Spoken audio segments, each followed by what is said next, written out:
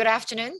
Good afternoon, everyone. My name is Joey, and I will be your host today for Next Normal series brought to you by IMU, International Medical University. IMU is Malaysia's first and most established private medical and health sciences university with 28 years of dedicated focus in healthcare education. Now, it's still Raya. I would like to wish all our Muslim participants a Selamat Hari Raya Aidilfitri. Now, just before we start, I would just like to go over some housekeeping rules. Um, every we have already muted all everybody's mic. Let's just keep it that way. And for questions and feedback, please use the Q&A panel in your Zoom app and not the chat. Yeah. So this live session is being recorded. Now, today we are here to talk about diets. So high protein diets, low fat diets, vegetarian diets, no carb diets, with all the focus on dieting. How does one know what's healthy and what isn't? Can dieting be harmful to health even? So on May 6th, the world celebrated International No Diet Day. It was a day to celebrate, to promote a healthy lifestyle with a focus on health and to raise awareness of the potential dangers of dieting from the lack of proper education and scientific proof. So whether it is for weight loss, for that special occasion, or for health reasons, diet may not be the only solution. So joining me today is Ms. Teo Su Lei, dietitian from the School of Health Sciences, International Medical University. Sule has 11 years of clinical experience, and she's instrumental in guiding and coaching final year dietetics and nutrition students in their clinical training. She is particularly passionate about empowering patients and mentoring budding dietitians. Her areas of interest include weight management, bariatric surgery, eating disorders, and eating behavior. So today, Sule will help us learn the intricate relationship between diets and nutrition, and also on how to identify danger signs posed by fad diets and to adopt a sustainable change in diet for long-term success. Now, just a gentle reminder, if you have questions as we go along, just post it in the Q&A panel, not the chat room, yeah? And we will answer as many as we can. Now, Sule, let's begin with some basic understanding about diets. Can you take us through the types of diets out there, both common and popular?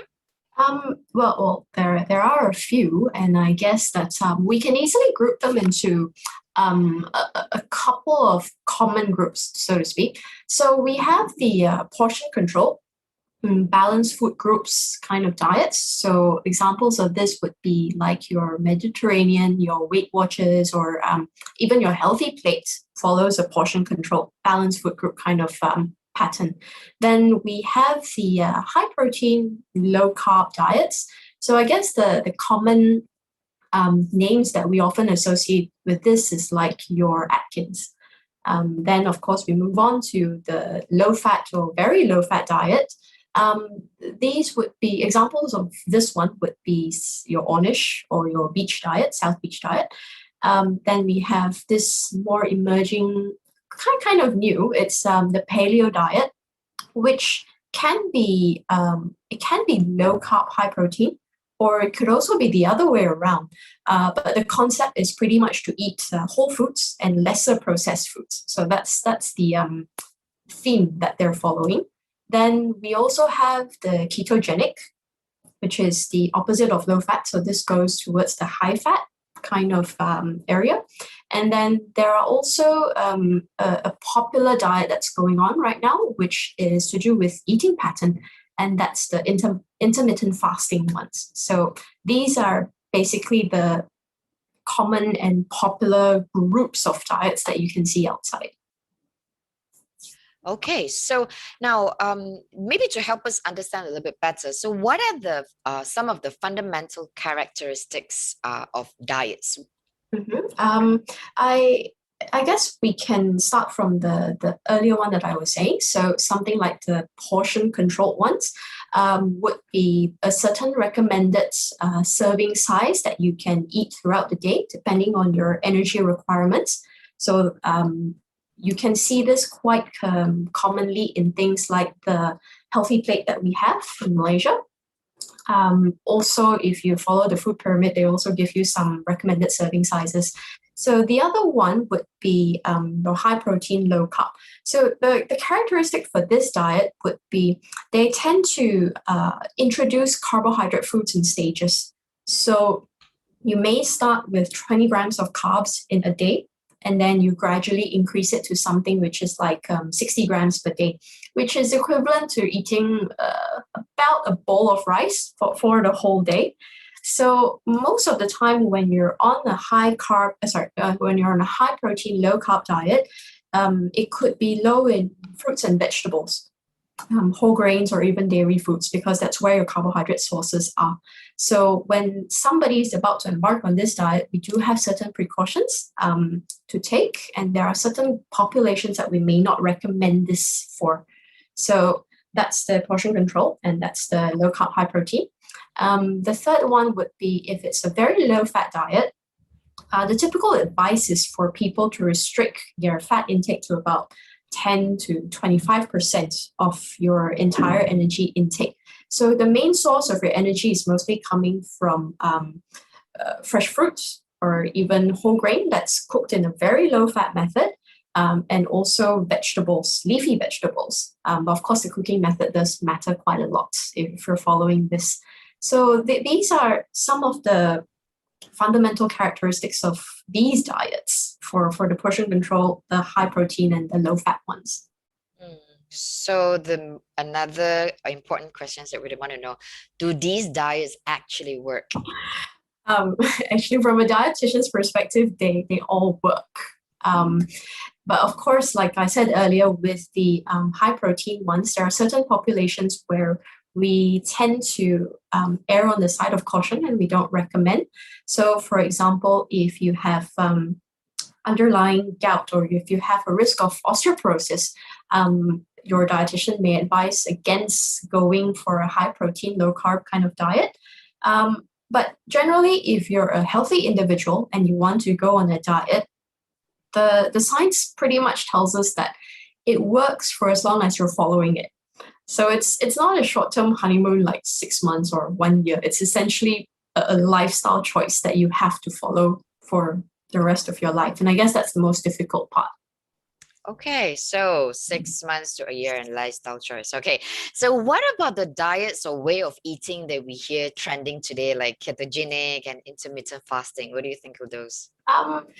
These two are, well, fairly new, very popular at the moment. So if I start with the ketogenic diet, it could be a standard high-fat diet where 70% of your energy requirements comes from fat. There is also a high-protein version where the fat is slightly lower. Actually, it's only about 60% of your energy intake. And then 35% of your energy will come from protein sources. But of course, carbs after that will be very much lower. So whereas intermittent fasting is more of like an eating pattern rather than a dietary plan, although there are some intermittent fasting plans that advocate a certain calorie recommendation. So it's not like you can eat everything, but there are certain plans which say that you can eat everything, but as long as you stay within this calorie bracket, then you'll be fine. So that there are some reported benefits, like the intermittent fasting, they've shown good data on your weight. You could lose weight. You could have improved insulin levels as well. And the same benefits could also be extended to ketogenic diet. So there's a lot of data regarding these two diets that are coming up. But most of the research out there still looks at the shorter term. So information about long-term safety, long-term efficacy is still incoming. It's an exciting arena. We're still waiting to see it. At the same time, with every diet, like how you asked me earlier, like, do these work? They work. It's a long-term commitment. And I guess it's for the long haul rather than like a temporal change. So because once you get off it, rebounds could occur. And then in the ugly sense of rebound, whatever that you've gained. Say, for example, whatever that you've lost in terms of weight, you could end up gaining even higher. And the danger here is that frequent weight cycling could affect your metabolism negatively. So we really have to think about adherence when we get into this diet. You need to find one that works for you. Right. Okay. So talking about what works for us. So we talked about ketogenics and what do you call that? So intermittent fasting. So what about veganism though? Like the plant-based diet, are they really all good? There are benefits for those plant-based diets, whether it's veganism or even vegetarian diets. So they do give you health benefits. And of course, if you want to look out of the box, we could also say that if you follow a plant-based diet, it's lesser carbon footprint, it's more sustainable on the environment and all that. At the same time, if you want to follow a plant-based diet, it's good to plan your meals very well, because the downside of following a plant-based diet is that you may miss out on certain vital nutrients, because people who are who follow veganism or vegetarians, they tend to be lacking in iron and vitamin B12.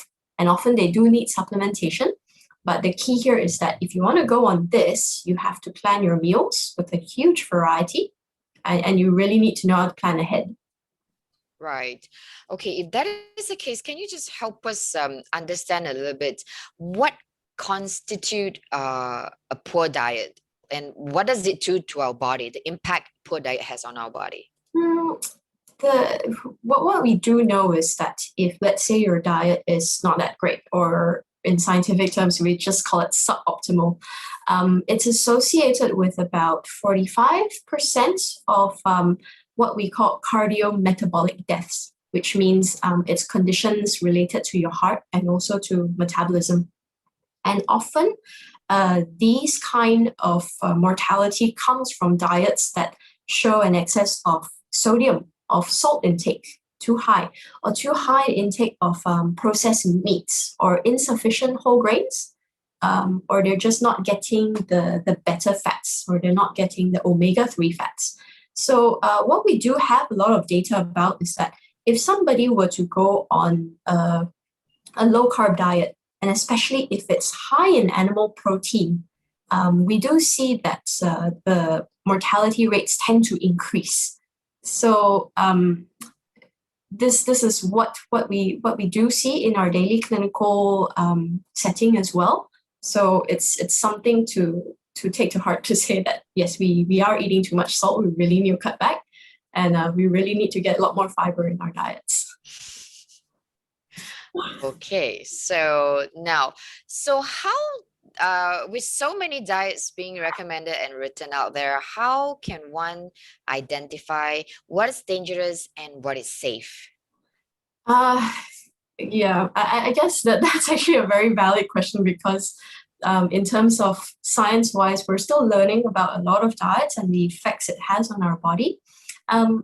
But the thing that should raise red flags for you is when a particular diet or an item promises you a magic bullet without you needing to change. I guess that's red flag number one. If it recommends you to only eat one fruit group, because in the early 90s, we had a diet which was the cabbage diet. You pretty much live on just cabbages for the whole day, for weeks, for months. So that's going to bring some nutrient deficiency. If, let's say, the diet recommends you to eat foods in a certain combination, that should sort of sound alarm bells for you a bit. Or if it even recommends you magical fat-burning foods, or requires you to take a whole lot of supplements or special ingredients. But of course, it's not just the food ingredients that are touted to be magical that should raise the alarm bell for you. There are certain diets which also recommend you to eat non-food items. So that is something which should already raise the red flags for you. And then when a certain diet or item also offers very little supporting scientific evidence, other than testimonials, because everybody would react differently. But if it's an individual or if it's like from a single study, small amount of population who went through this diet, it's good to think twice about it because we don't know how safe it is. And lastly, the red flag that should be on everybody's minds is that if it says it's based on some secret that your doctors or your dietitians have yet to, will not tell you, actually as a practicing dietitian, if I did find it, if I do know what the key is to obesity, I would tell you. So So yeah, definitely. it sounds very clickbaity, some of those articles. So yeah, we do need to watch out on that one. I already see some questions being posted on our Q&A, so we'll get to that shortly. So just a quick reminder to all our attendees, remember to just put in your questions on the Q&A and we'll get to it shortly after our chat here. All right, so coming back to our session here. Now, of course, there is it's good and well to eat good, like, of course, good food tends to be like, salmon, steak, spinach. In Malaysia, can we still eat healthy and without breaking the bank? And there's always a way to eat healthier and to eat moderately, whether it's cooking at home or even if you're eating out. Nowadays it's tapao because you cannot dine in. And you can also do it in an inexpensive way. So, for example, we will see recommendations and diets touting salmon as a great source of vital nutrients. Of course, in Malaysia, this might be expensive to some to get, especially consistently as well. We can also opt for something local. We have great fishes. We have sardine, tilapia here that is a little bit more affordable. We have kembung. We have also the patin hitam, which you can always pick as part of your diet. You don't always need to go for the imported ones like the salmon and the tuna from Japanese restaurants. And then for oils, yes, there is a lot of good evidence linking olive oil for your health. There are also other good oils that you can use, which is similar in fat profile to your olive oil. So, for example, your canola, your sesame oil, or even your corn, sunflower. So those are great choices that you can use. And then for vegetables and fruits, there's no need to only buy imported products. I know maybe certain diets or certain advices might ask you to eat more salads. We have local salads in the form of ulam, provided we're a bit careful with the sambal belacan that we're using. And all this local produce is it can be equally high in vitamins and minerals and antioxidants. So why not give local a try? Yep, that sounds about right. And we do have a lot of goodness that's, we hardly checked out. So now that we know about our local options, with Malaysians' colorful way of cooking and eating, can we still eat healthy though? We can eat healthier. That at least is for sure. I guess as Malaysians, we're very proud of our food heritage, especially our street and hawker foods. So it's just that even for a local, you might already have the perception that eating out was going to be unhealthy. It really depends on your choices. Most of the time, if we're eating out, the group that's often missing are your fruits and vegetables. So some of the ways to sort of get this food group in is that if, let's say, you're at a mixed rice stall, very common thing in our setting, instead of going for, say, 2 meat, 1 veg kind of option, or even 1 meat, 1 egg, 1 veg kind of option, let's get in more fiber by going with 2 vegetable choices.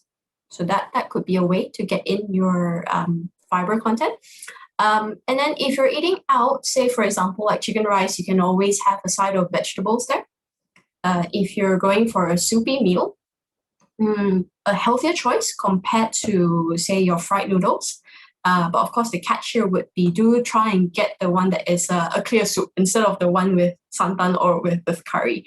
So besides that, other strategies that you can use is that instead of going for your local desserts, have fruit first. We do have a lot of good fruit vendors out there, even the ones that are readily cut. So take that first before you actually go for your other local desserts. So these are some of the ways it can be healthier. Okay, so before I go to the next questions, just to expand a little bit more on our local options here, how much do the cooking style, like what you said, like not to use santan and everything, um, like eh, like clear soup, is there a recommended way of, like preparing your food, that is ideal Mm. for nutrition? Yeah. I think most people would think that if you want a low fat cooking method, immediately steaming or boiling comes to mind.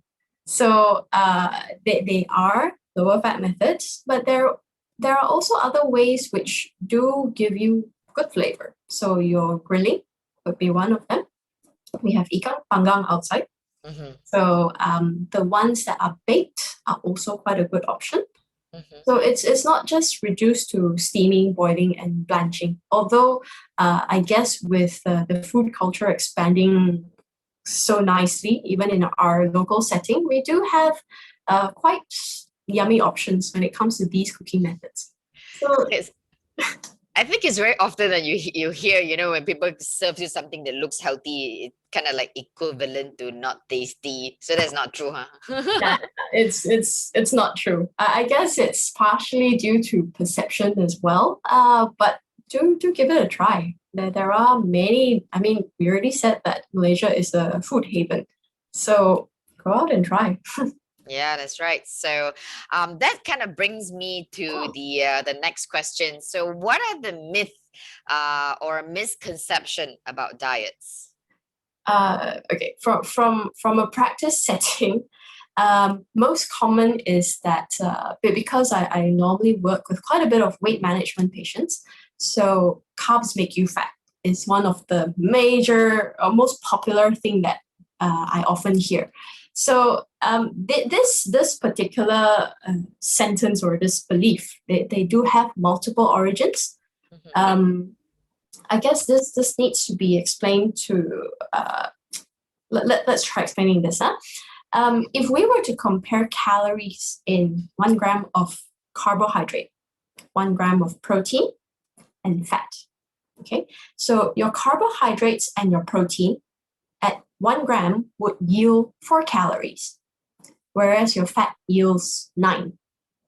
So actually, if you look at it per gram, fat carries a little bit more than double the calories. So you only need to eat a small amount of fat, but you'll get much more energy. So in that concept, do carbs make you fat? No. But I guess the truth, or rather the origin of this misconception comes from if I take local setting foods, if we were to eat rice, plain rice, great. Okay, if you can change it to brown rice, you'll get your whole grain and your fiber. But of course, if you look at things like chicken rice where it's cooked with fat, or even biryani, or even nasi lemak, if you were to eat a lot of that in terms of your portion, then you'll get more calories. So if we look at Western concept, potatoes, they do contain carbs. But of course, if we were to have mashed potatoes where there are butter, cream mixed into it, then it's like a double whammy kind of thing. So it has its origins. To a certain extent, it is true. But if you're quite smart in your carbohydrate food choices, you're fine. So I guess that kind of belief also leads to something that we often hear as Asian kids. Our parents always tell us, if you can't finish your rice, don't worry, leave it, just finish the dishes. So Yes, I mean, sounds very familiar. yeah, it's ingrained in every Asian kid. So if you were to eat more of the dishes, because your dishes could be protein and it's also cooked with fat, so you get a double whammy of calories coming from protein, which is 4 calories per gram, and you also get fat from the cooking, which is 9 calories per gram. So would it be better just to finish the rice, plain rice? Okay. You don't necessarily have to finish all the dishes. Essentially, it just means that it's portion control. Mm-hmm. Yeah. So that's sort of the idea that I want to reach out with this thing. Okay. Yeah.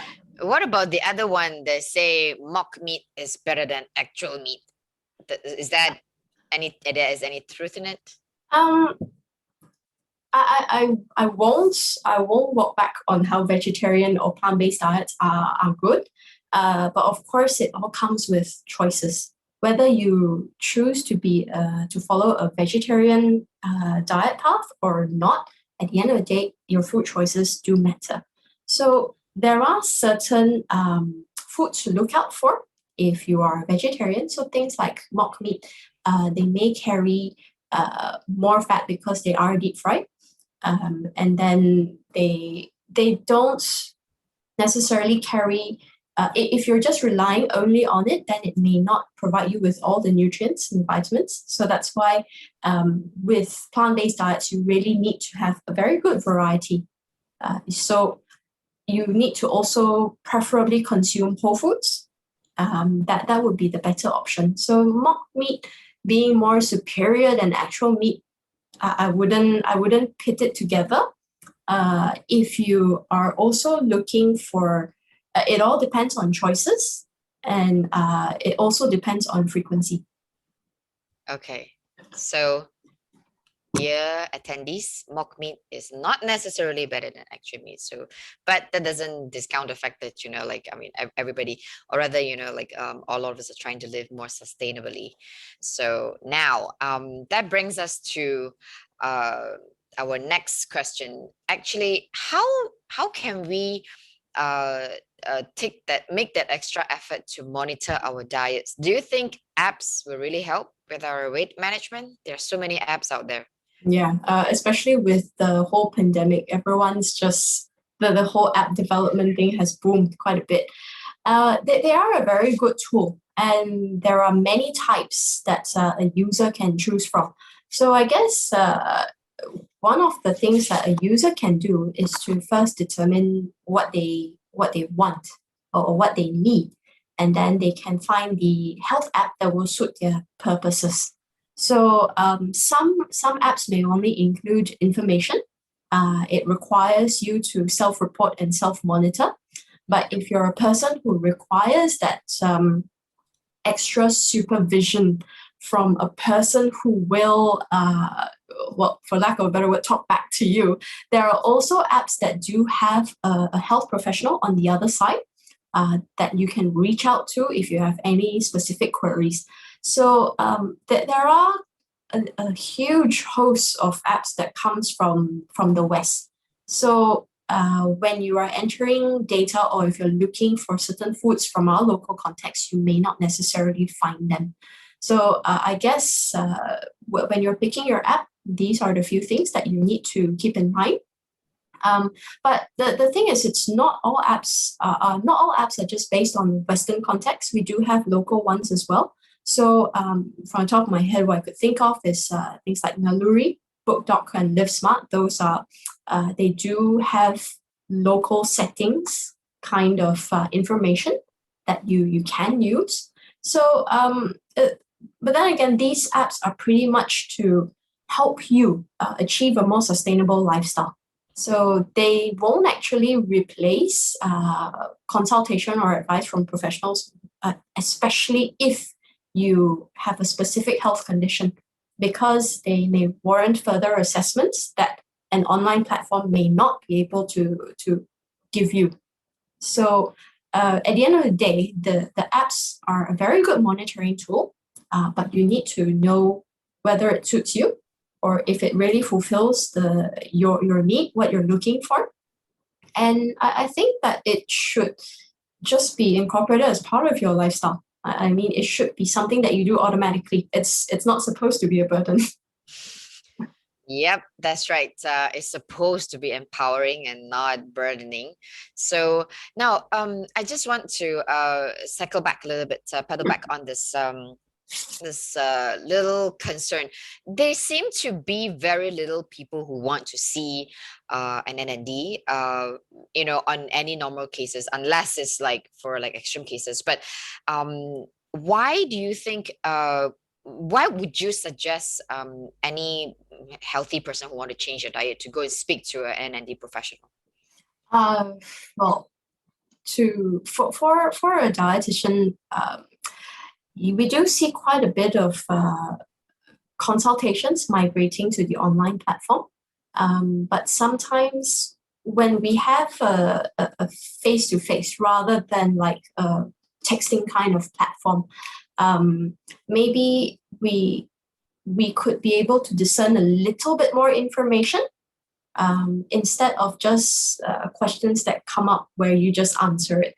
So for me as a health professional, I can further probe if I think that, oh, something is missing here, that may eventually help me understand the bigger picture a lot more than a user or a client answering a list of questions.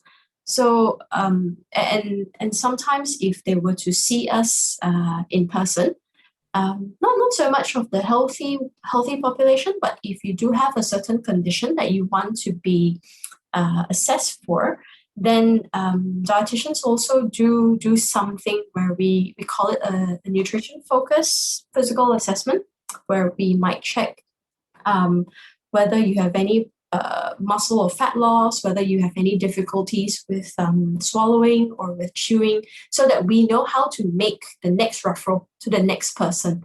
So with all this pandemic, we realized that face-to-face is a little bit difficult, a little bit challenging to sort of carry on with our traditional methods. So I guess we're waiting for technology to slowly evolve as well. But if you really want to speak to a dietitian, you can try it on the online platform first. But of course, if something warrants special attention, then I do recommend coming in for a face-to-face or even for a telemedicine kind of consultation where you are actually speaking to a person. Great. So, okay, it's good to know that dietitians don't bite people. So, Oh, yes, they're very friendly. we don't bite. We don't necessarily tell you that you cannot eat everything. There are, I mean, those are misconceptions. Okay, so there you go, another myth down. Okay, so now that brings us to our next questions as well. Okay, maybe I would just go to I'm looking at the Q&A here, and we've got some interesting questions. We have this first questions. It seems that every few years, science seems to go back and forth on what is initially presented as fact. Stuff like fat is bad, fat isn't really bad, coconut oil is good, coconut oil is fattening. So how do we find a safe middle ground here? And mind you, these are from professionals. So how much are we supposed to, read into this? Actually, I want to give a clear answer on this, but unfortunately I can't. It's a lot to do with the whole nature of science. What was true 10 years ago may evolve to become something else. So yes, I agree that they tend to go back and forth. But of course, certain sciences that come out, they do have specific populations that they tested on. They do have specific conditions.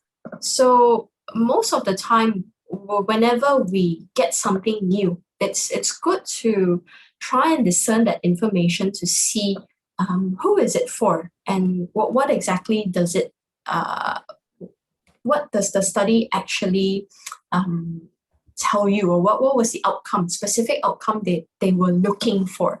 So if we want to drill it down to that point, this is what I would suggest. But so far, the safe and the middle ground thing that has not changed over the decades is that it's always been watch the portions that you're eating, be mindful of what food choices you pick. What has sort of come down over the years and it hasn't changed is this advice: not too much salt, don't go crazy on the fat, and also don't overconsume the sugar. And so far over the decades as well, the advice about fruits and vegetables, the goodness that you get from it, all the vitamins and minerals, all this have not altered. So this is the best middle ground that science can offer you at this point. It is a good thing that it's evolving all the time so that we better understand our own bodies, our own metabolism, and so on. But I understand that it can be frustrating because it changes frequently. Right. So I think what we can take up from here is that I mean, as much as the facts changes, the studies changes, I think the Mm, fundamentals are still there, where mm, it's got to do with portion control and mm. eat everything in moderations, and your body Mm, does need all these nutrients. All mm. right, so then we can move on to our next one. So this attendee is asking, I've heard that diet is immensely important to health, but I've also heard that it needs a strong balance of good stress management for the body to make good use of that nutrients. Is that true? Uh, Overarching, yes, true. Because a lot of our eating is also linked. Science is finding a lot of links between mental health and also our eating pattern. So previously we had talked about how disordered eating could affect your actual diet. Mm. So you cannot do this alone. Stress management, unfortunately, is not within my best expertise to teach you how to handle it. But with stress, it does have an effect on how your body utilizes the nutrients because with high stress, it could also affect your sleep. And then there are good emerging data to say that if your sleep is disrupted, then systems in your body tend to go a little bit haywire. So, yeah. And okay, so our next question is what's the best or suitable diet plan for obese individuals? So I guess if I can just scope this question a little bit, maybe it's to for weight control. Yeah. Yeah. Um, uh, Tons of diets for individuals with obesity or even with overweight. The key here is that you need to be able to find a diet that you can follow. All of the diets that I have earlier talked about or given you an overview about, they all show good results in terms of weight. The weight does go down very nicely at 6 months, even up to 12 months. But if you get off it, then weight regain could happen. So, like I said, it has to be a sustainable kind of a diet that you can follow. If what works for you is a pattern that is small, consistent meals, and you can control your calories with that.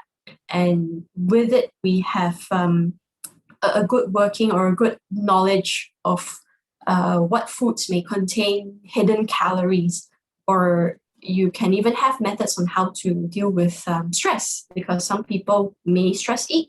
So once you have all these tools and you can follow it, you can empower yourself with this information and you know what to do, you've got the support, then a person with obesity can go on any diet, provided it's safe.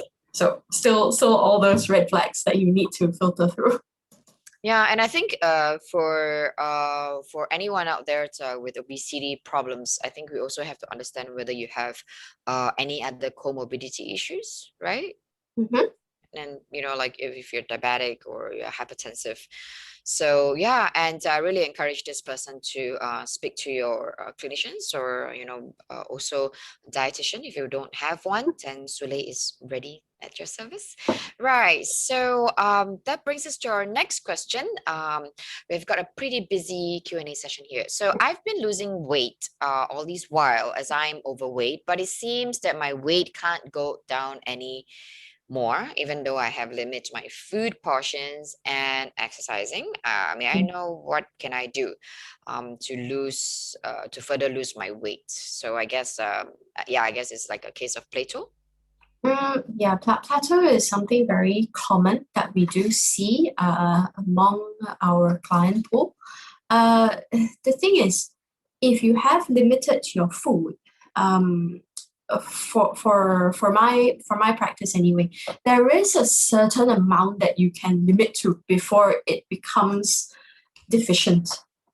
So normally when a person starts to plateau, I would suggest that they look at other avenues for physical activity. How can they change it up a little bit? Because you may have been doing something, a routine, for a certain amount of time, and your body has gotten used to that routine. So in order to sort of go further down, or to bring your weight, to jolt it, to lose weight again, then I would suggest physical activity as one of the other avenues that you can explore. On the other hand, if let's say your diet still has some space for improvement, then what could happen is that we could explore and see where potential hidden calories might come from. Or I may even consider using a meal replacement in between. So a meal replacement is pretty much like it's a nutritionally balanced high protein shake that a person can drink. So there are quite a number of studies out there to show that meal replacements, like an app, can be a good tool to help you manage your weight. So there are a few other methods that we can use to help you push across the plateau. At the same time, when I think about this question, there is also another thing that dietitians do as part of their assessment. We would like to understand what is your heaviest weight and also what your lightest weight is, so that we can adjust a little bit of expectations and we know how low you can go. So sometimes if a person's weight has never actually touched a certain low, then the difficulty could be from this weight history itself. So a few more things to throw into the interpretation. Okay, all right then. So it's another one is as for losing weight, so this one is on meal replacement. Which meal replacement do you recommend? Or maybe I should put this way, which nutrient should I take note while choosing meal replacement? It really depends on whether your meal replacement is coming from one is company. I'm not prone to endorsing any particular product.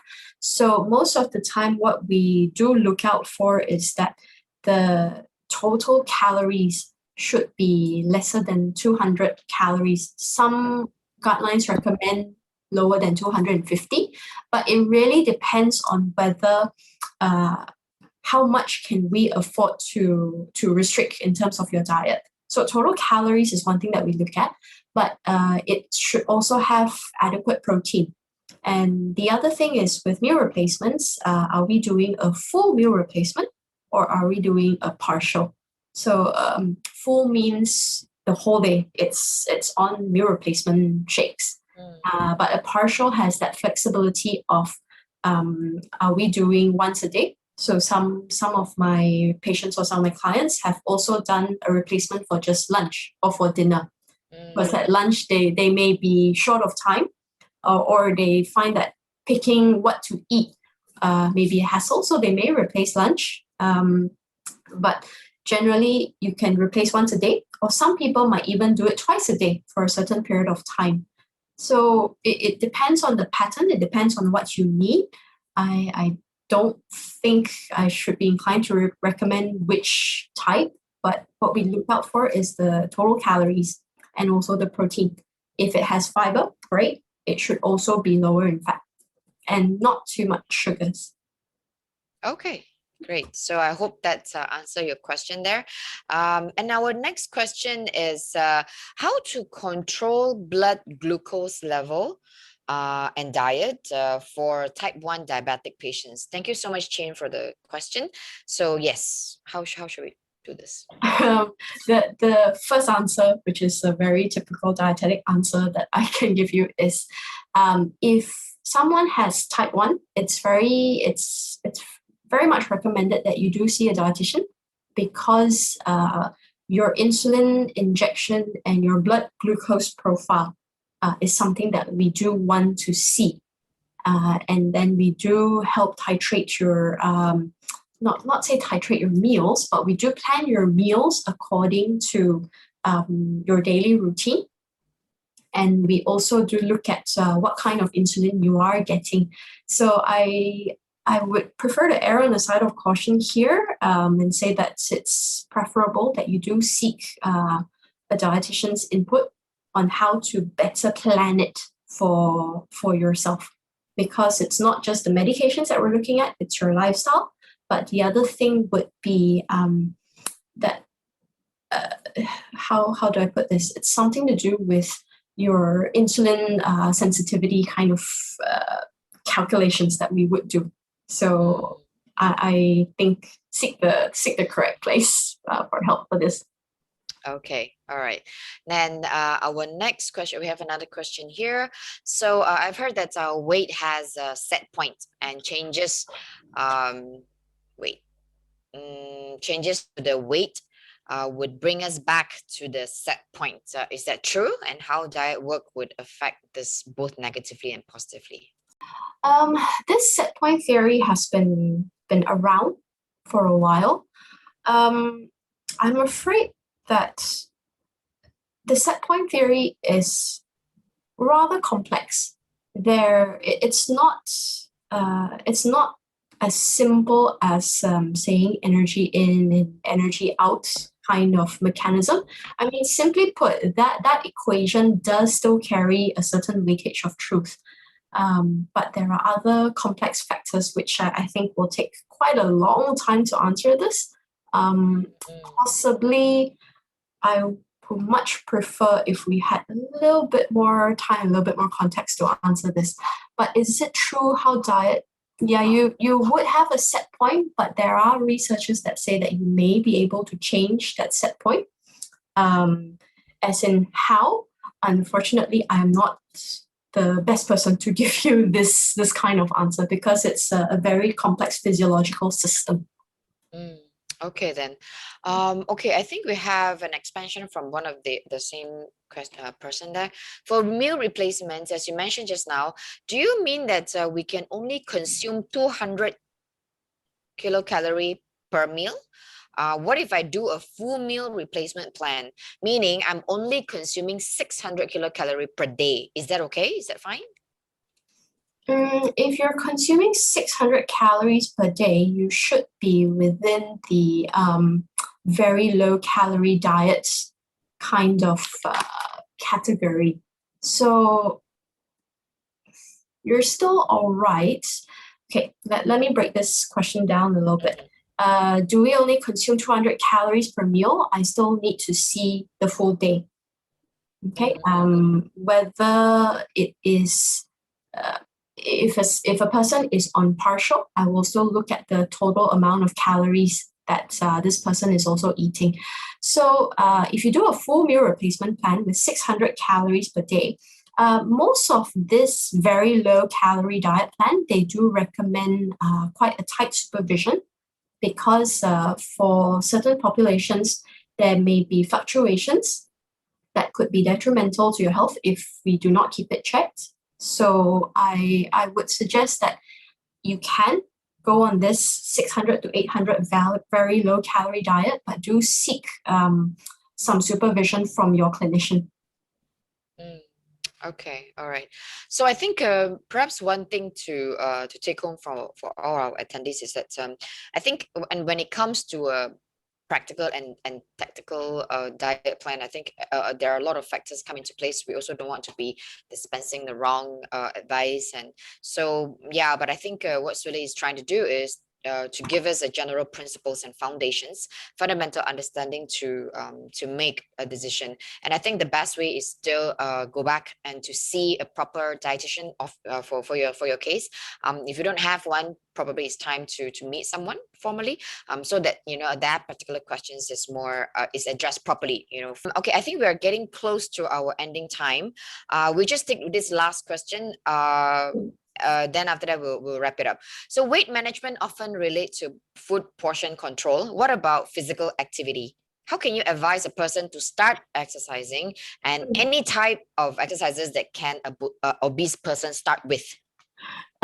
This question is interesting because it reminds me of uh, multiple conversations between me and my physiotherapist colleagues.